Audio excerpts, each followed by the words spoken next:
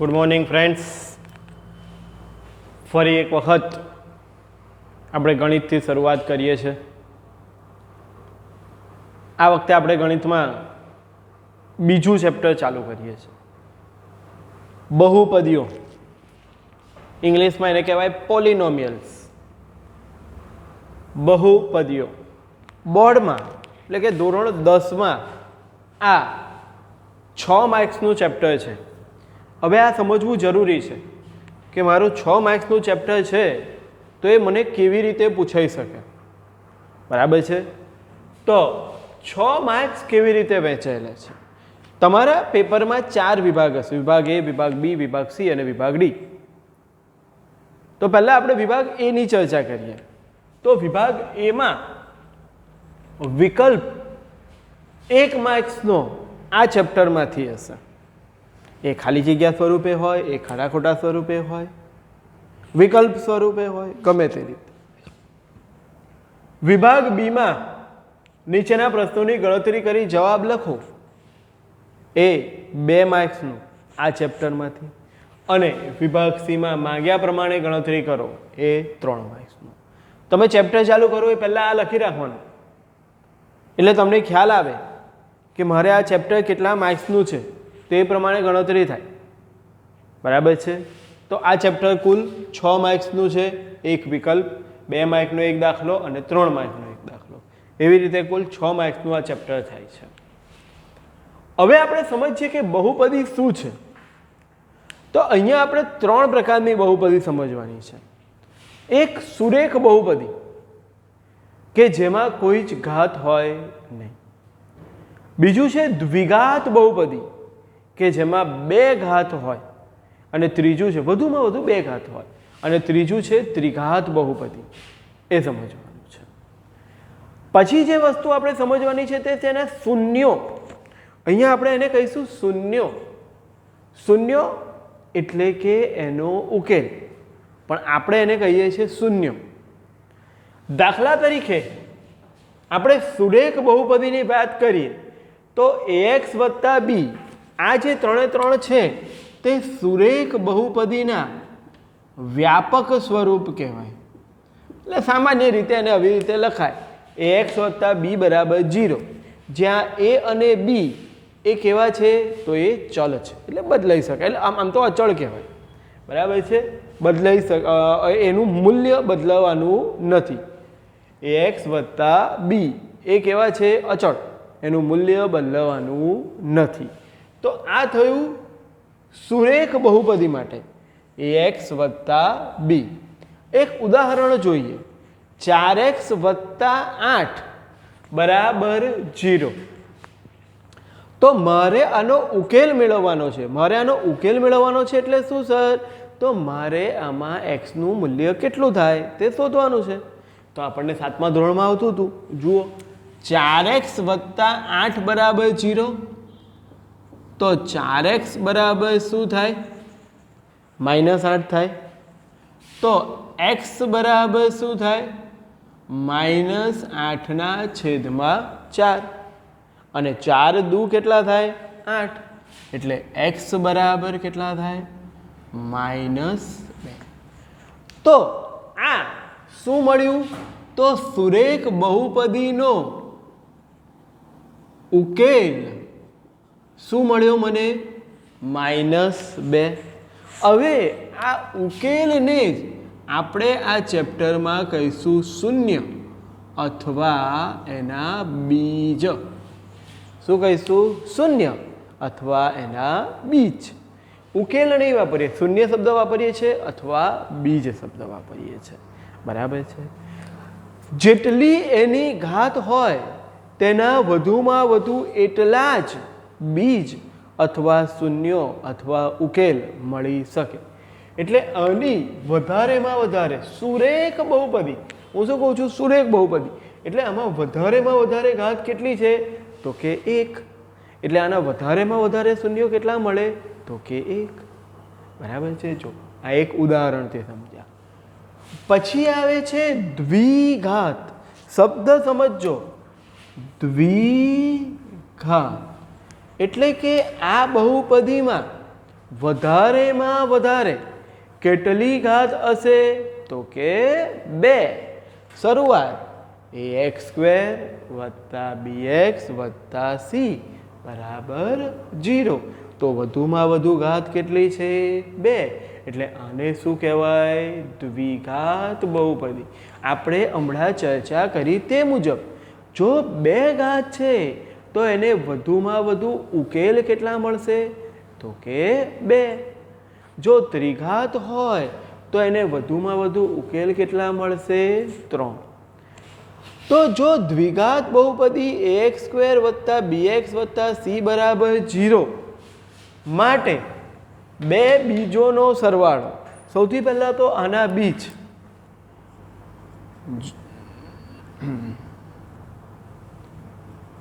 ના બીજ ને આપણે કહી દઈએ આલ્ફા અને બીટા હોય તો એક ઉદાહરણથી સમજીએ. 5t² વત્તા 12t વત્તા 7 બરાબર 0. આના ઉકેલ શૂન્ય અથવા બીજ મેળવો. તો તમે કહી શકો કે આના કેટલા શૂન્યો કે કેટલા ઉકેલ મળશે? તો ભાઈ વધુમાં વધુ ઘાત કેટલી છે?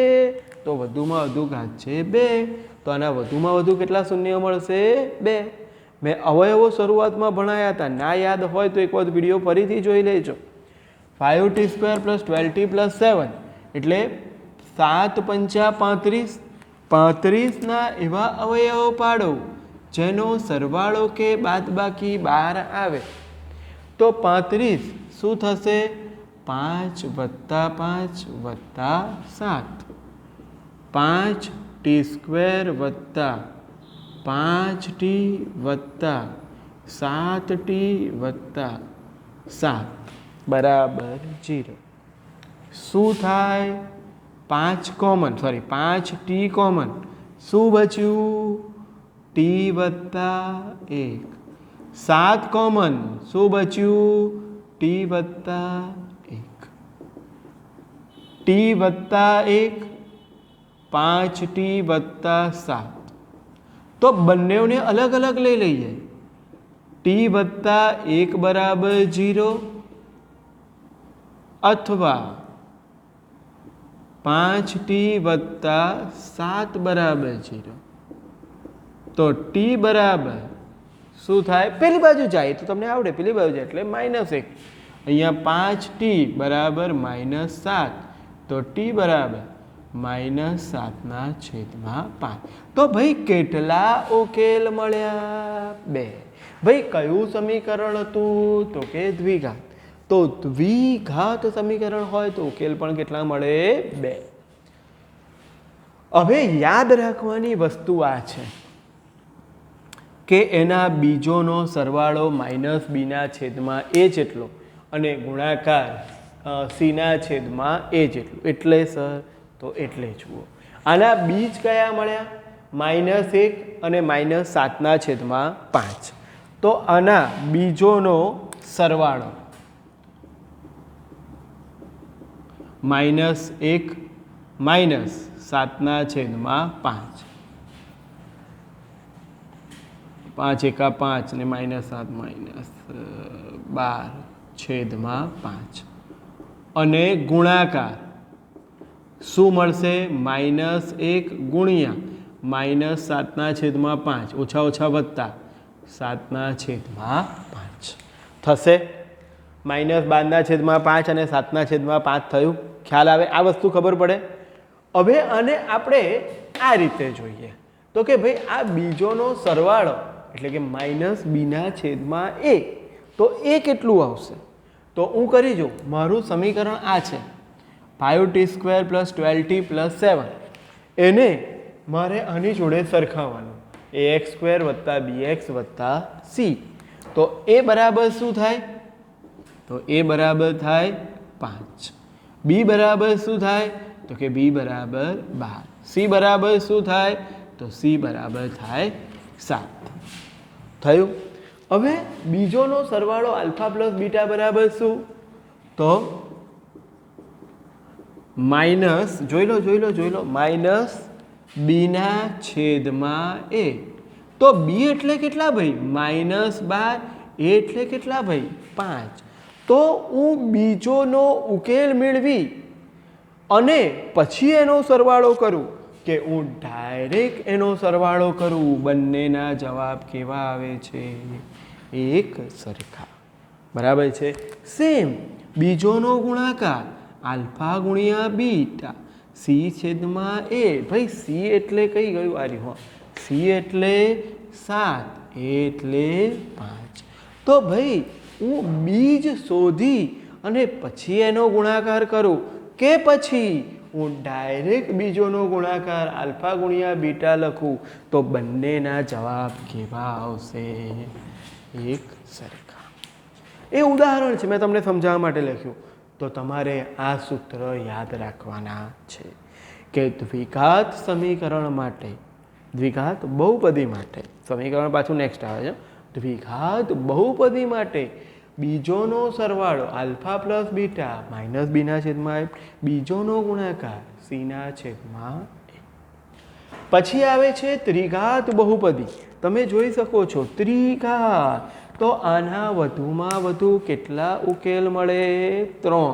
અને અહીંયા એ ઉકેલોને આપણે કહ્યું છે આલ્ફા, બીટા અને ગેમા. આ શું છે? ગેમા. તો બે બીજોનો સરવાળો જ્યારે ત્રિઘાત હોય તો બે બીજોનો alpha plus beta plus gamma તો માઇનસ બીના છેદમાં 1. એક ઉદાહરણથી જોઈએ. અને ax નો ઘન વત્તા bx સ્ક્વેર વત્તા cx વત્તા d સાથે સરખાઈએ તો a બરાબર 1, b બરાબર -6, c બરાબર 11 અને d બરાબર -6. તો alpha plus beta plus gamma minus બીના છેદમાં એ. તો શું થાય? -b એટલે -6 છેદમાં 1 એટલે 6ના છેદમાં 1 એટલે કે 6. બે બીજોનો ગુણાકાર એટલે કે આલ્ફા ગુણ્યા બીટા ગુણ્યા ગેમા તો કરી નાખવાનું alpha into beta into gamma. ભાઈ સૂત્ર -dના છેદમાં એ. તો -d માઇનસ શું છે? -6 1 એટલે શું થશે? 6. -dના છેદમાં એ છે કંઈક ભૂલ નહીં થતી ને?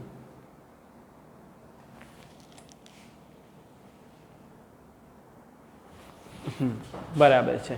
અને બે બીજો અહીંયા alpha beta, beta gamma, gamma alpha એનો ગુણાકાર નો પાછો સરવાળો. તો એવું કરો તો alpha beta plus beta gamma plus gamma into alpha બરાબર શું થાય? સીના છેદમાં એ. ભાઈ આમાં સી શું છે? 11. એ શું છે? 1 એટલે કે 11. પડે ખબર? તો આપણે આ 5 સૂત્રો મોઢે કરવાના છે ખાલી. બસ આ ચેપ્ટર પૂરું. તો દ્વિઘાત સમીકરણના બીજોનો સરવાળો આલ્ફા પ્લસ બીટા માઇનસ બીના છેદમાં એ આલ્ફા ઇન્ટુ બીટા સીના છેદમાં a alpha plus beta plus gamma minus બીના છેદમાં a alpha into beta into gamma minus ડીના છેદમાં a alpha beta plus beta gamma plus gamma alpha equal to સીના છેદમાં એ. જે જો કોઈ બી ચોપડામાં ચાલુ કરો તમે નવા ચોપડામાં એટલે આપણે લખીએ છીએ ચોપડામાં કન્ટિન્યુ કરો તો એના હાંસિયામાં પહેલાં આ 5 સૂત્ર લખવાના. આવું બધું લખવાનું નહીં. આલ્ફા પ્લસ બીટા બરાબર માઇનસ બીના છેદમાં આલ્ફા ઇન્ટુ બીટા બરાબર સીના છેદમાં એ પ્રમાણે તમારે લખવાનું. હાંસિયામાં પહેલાં આ 5 સૂત્ર લખવાના પછી નીચે ચાલુ કરવાનું. બીજું પેજ પડે તો પહેલાં ઉપર સૂત્ર પછી નીચે ચાલુ કરવાનું. બરાબર છે? તો સૂત્રો મોડે થઈ જશે. પડે ખબર?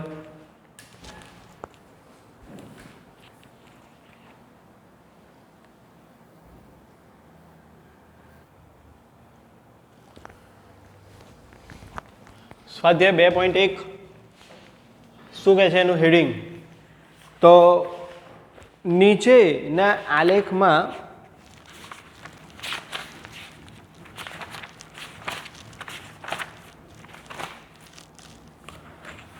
આકૃતિમાં કોઈ બહુપદી px માટે y બરાબર px નો આલેખ આપ્યો છે. આપણને આલેખ આપ્યા છે આ 6.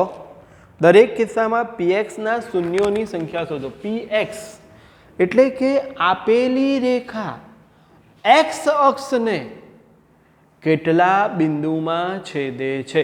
તો સર x અક્ષ તો કઈ છે? આ રહ્યો. અને આ વાય અક્ષ. એક્સ અક્ષને કેટલા બિંદુમાં છેદે છે એ શોધવાનું અને એને જ કહેવાય શૂન્યોની સંખ્યા.